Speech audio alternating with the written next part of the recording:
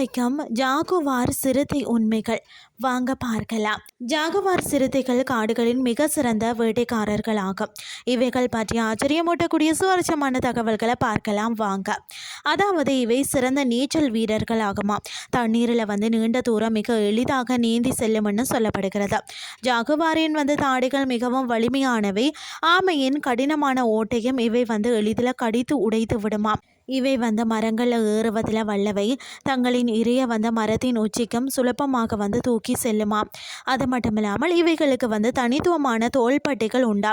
மனிதர்களின் கைரேகைகளை போல ஒவ்வொரு விலங்கிற்கும் இவை வேறுபடுமாம். ஜாகுவார்கள் பார்த்தீங்கன்னா இரவில் மட்டுமே அதிகம் வேட்டையாடுமாம். இவைகளின் கண் பார்வை இருட்டிலேயே மிக தெளிவாக தெரியும்னு சொல்லப்படுகிறது. சிறுத்தைகளை போல இவை வேகமாக ஓடாது. ஆனால் பதுங்கி தாக்குவதில் இவை மிகவும் கெட்டிக்காரர்களா. இவை நேரடியாக தலையை குறிவைக்கும். மற்ற விலங்குகளைப் போல் இரையின் கழுத்தை கடிப்பதில்லையா. முதலைகளையும் இவை சாதாரணமாக வேட்டையாடுமாம். அது மட்டும் இல்லாமல் தண்ணீரில் பாய்ந்த முதலையை தாக்கும் அசாத்திய துணிச்சல் கொண்டவையாகவும் இது இருக்கிறது. காடுகளில் இவை எப்போதுமே தனித்தே வாழுமா. இனப்பெருக்க காலத்தில் மட்டுமே இணைய தேடி செல்லுமா.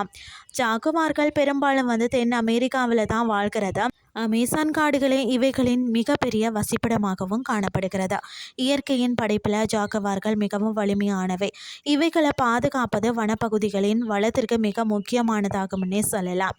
இன்றைய கிறிஸ்டி உங்களுக்கும் பிரயோசனமாக அமைஞ்சிருக்கும்னு சொல்லி நான் நம்புகிறேன். இதே மாதிரி மற்றொரு கிறிஸ்டின் வேலைக்கு உங்களை சந்திக்கிறேன். நன்றி.